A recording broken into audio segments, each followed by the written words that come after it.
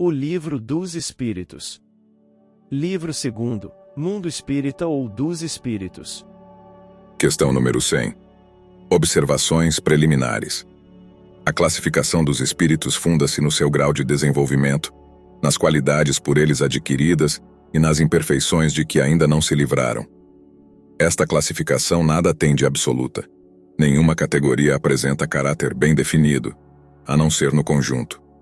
De um grau a outro, a transição é insensível, pois, nos limites, as diferenças se apagam, como nos reinos da natureza, nas cores do arco-íris, ou ainda nos diferentes períodos da vida humana. Pode-se, portanto, formar um número maior ou menor de classes, de acordo com a maneira por que se considerar o assunto. Acontece nisto como em todos os sistemas de classificação científica. Os sistemas podem ser mais ou menos completos, mais ou menos racionais, mais ou menos cômodos para a inteligência. Mas seja como for, nada alteram quanto à substância da ciência. Os espíritos interpelados sobre isto puderam, pois, variar quanto ao número das categorias, sem maiores consequências. Houve quem se apegasse a esta contradição aparente, sem refletir que eles não dão nenhuma importância ao que é puramente convencional. Para eles o pensamento é tudo. Deixam-nos os problemas da forma, da escolha dos termos, das classificações, em uma palavra, dos sistemas. Ajuntemos ainda esta consideração que jamais se deve perder de vista. Entre os espíritos, como entre os homens, há os que são muito ignorantes, e nunca será demais estarmos prevenidos contra a tendência a crer que eles tudo sabem, por serem espíritos.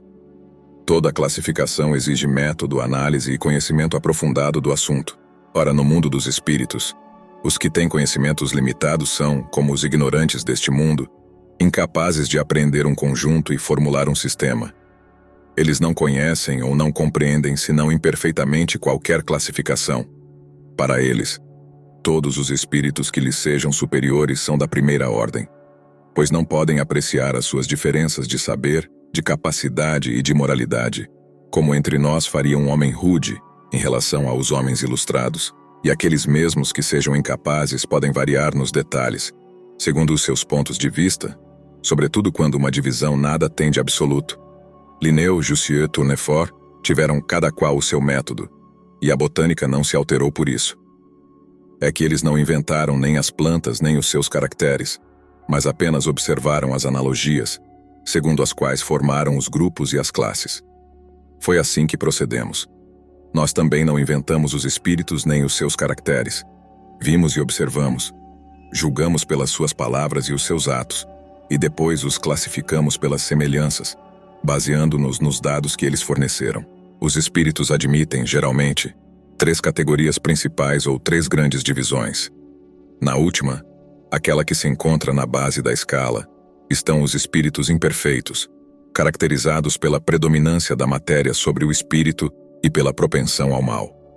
Os da segunda se caracterizam pela predominância do espírito sobre a matéria e pelo desejo de praticar o bem. São os espíritos bons. A primeira, enfim, compreende os espíritos puros, que atingiram o supremo grau de perfeição. Esta divisão nos parece perfeitamente racional e apresenta caracteres bem definidos. Não nos resta senão destacar, por um número suficiente de subdivisões, as nuances principais do conjunto. Foi o que fizemos, com o concurso dos espíritos, cujas benevolentes instruções jamais nos faltaram. Com a ajuda deste quadro, será fácil determinar a ordem e o grau de superioridade ou inferioridade dos espíritos, com os quais podemos entrar em relação, e, por conseguinte, o grau de confiança e de estima que eles merecem. Esta é, de alguma maneira, a chave da ciência espírita, pois só ela pode explicar-nos as anomalias que as comunicações apresentam, esclarecendo-nos sobre as irregularidades intelectuais e morais dos espíritos. Observaremos, entretanto, que os espíritos não pertencem para sempre e exclusivamente a esta ou aquela classe. O seu progresso se realiza gradualmente, e como muitas vezes se efetua mais num sentido que noutro, eles podem reunir as características de várias categorias, o que é fácil apreciar por sua linguagem e seus atos. Terceira ordem e espíritos imperfeitos. Questão 101. Caracteres gerais. Predominância da matéria sobre o espírito, propensão ao mal, ignorância, orgulho, egoísmo e todas as más paixões que lhe seguem. Têm a intuição de Deus, mas não o compreendem. Nem todos são essencialmente maus, em alguns há mais leviandade. Os não fazem o bem, nem o mal, mas pelo simples fato de não fazerem o bem, revelam a sua inferioridade. Outros, pelo contrário, se comprazem no mal e ficam satisfeitos quando encontram ocasião de praticá-lo. Podem aliar a inteligência à maldade ou à malícia. Mas qualquer que seja o seu desenvolvimento intelectual, suas ideias são pouco elevadas e os seus sentimentos mais ou menos abjetos. Os seus conhecimentos sobre as coisas do mundo espírita são limitados, e o pouco que sabem a respeito se confunde com as ideias e os preconceitos da vida corpórea. Não podem dar-nos mais do que noções falsas e incompletas daquele mundo, mas o observador atento encontra frequentemente nas suas comunicações, mesmo imperfeitas, a confirmação das grandes verdades ensinadas pelos espíritos superiores. O caráter desses espíritos se revela na sua linguagem. Todo espírito que nas suas comunicações trai um pensamento mau pode ser colocado na terceira ordem. Por conseguinte, todo mau pensamento que nos for sugerido provém de um espírito dessa ordem. Vem a felicidade dos bons, e essa visão é para eles um tormento incessante, porque lhes faz provar as angústias da inveja e do ciúme. Conservam a lembrança e a percepção dos sofrimentos da vida corpórea, e essa impressão é frequentemente mais penosa que a realidade. Sofrem, portanto, verdadeiramente, pelos males que suportaram e pelos que acarretaram aos outros, e como sofrem por muito tempo, julgam sofrer para sempre. Deus, para os punir, quer que eles assim pensem. Podemos dividi-los em 5 classes principais. Questão 102. 10ª classe. Espíritos impuros. São inclinados ao mal e o fazem objeto de suas preocupações. Como espíritos, dão conselhos pérfidos, insuflam a discórdia e a desconfiança e usam todos os disfarces para melhor enganar. Apegam-se às pessoas de caráter bastante fraco para cederem às suas sugestões, a fim de as levar à perda, satisfeitos de poderem retardar o seu adiantamento, ao fazê-las sucumbir ante as provas que sofrem. Nas manifestações, reconhecem-se esses espíritos pela linguagem. A trivialidade e a grosseria das expressões, entre os espíritos como entre os homens, é sempre um índice de inferioridade moral, se não mesmo intelectual. Suas comunicações revelam a baixeza de suas inclinações, e se eles tentam enganar falando de maneira sensata, não podem sustentar o papel por muito tempo e acabam sempre por trair a sua origem. Alguns povos os transformaram em divindades malfazejas. Outros os designam como demônios, gênios maus, espíritos do mal. Quando encarnados, inclinam-se a todos os vícios que as paixões vis e degradantes engendram. A sensualidade, a crueldade, a felonia, a hipocrisia, a cupidez e a avareza sórdida. Fazem o mal pelo prazer de fazê-lo, no mais das vezes sem motivo, e por ódio ao bem, quase sempre escolhem suas vítimas entre as pessoas honestas. Constituem verdadeiros flagelos para a humanidade, seja qual for a posição que ocupem, e o verniz da civilização não os livra do opróbrio e da ignomínia. Questão 103. 9ª classe. Espíritos levianos. São ignorantes, malignos, inconsequentes e zombeteiros. Metem-se em tudo e a tudo respondem sem se importarem com a verdade. Gostam de causar pequenas contrariedades e pequenas alegrias, de fazer intrigas, de induzir maliciosamente ao erro por meio de mistificações e de espertezas.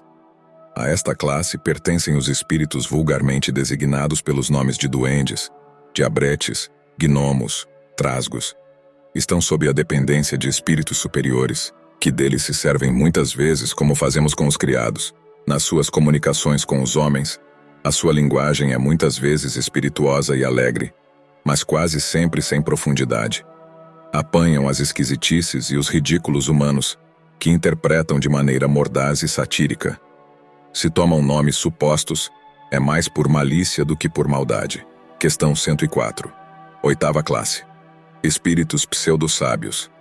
Seus conhecimentos são bastante amplos, mas julgam saber mais do que realmente sabem.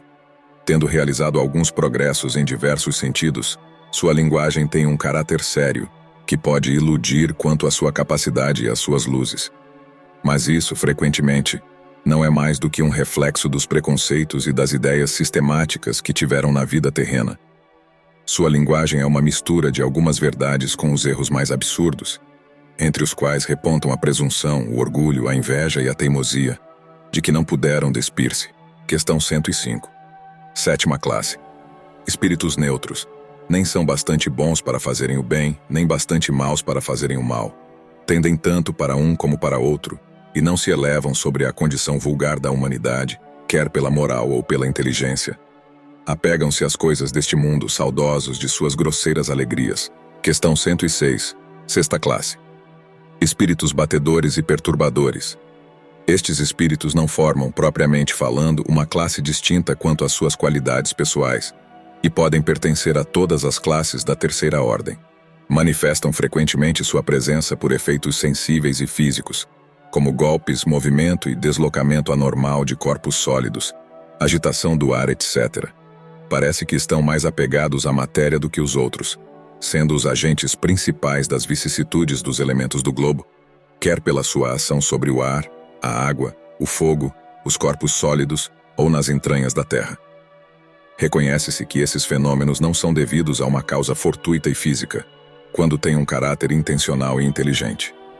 Todos os espíritos podem produzir esses fenômenos, mas os espíritos elevados os deixam, em geral, a cargo dos espíritos subalternos, mais aptos para as coisas materiais que para as inteligentes. Quando julgam que as manifestações desse gênero são úteis, servem-se desses espíritos como auxiliares. Segunda ordem, bons espíritos. Questão 107. Caracteres gerais. Predomínio do espírito sobre a matéria. Desejo do bem. Suas qualidades e seu poder de fazer o bem estão na razão do grau que atingiram. Uns possuem a ciência, outros a sabedoria e a bondade. Os mais adiantados juntam ao seu saber as qualidades morais. Não estando ainda completamente desmaterializados, conservam mais ou menos, segundo sua ordem, os traços da existência corpórea, seja na linguagem, seja nos hábitos, nos quais se encontram até mesmo algumas de suas manias. Se não fosse assim, seriam espíritos perfeitos. Compreendem Deus e o infinito e gozam já da felicidade dos bons. Sentem-se felizes quando fazem o bem e quando impedem o mal. O amor que os une é para eles uma fonte de inefável felicidade, não alterada pela inveja nem pelos remorsos, ou por qualquer das más paixões que atormentam os espíritos imperfeitos. Mas terão ainda de passar por provas até atingirem a perfeição absoluta. Como espíritos, suscitam bons pensamentos, desviam os homens do caminho do mal, protegem durante a vida aqueles que se tornam dignos e neutralizam a influência dos espíritos imperfeitos sobre os que não se comprazem nelas. Quando encarnados, são bons e benevolentes para com os semelhantes. Não se deixam levar pelo orgulho, nem pelo egoísmo, nem pela ambição.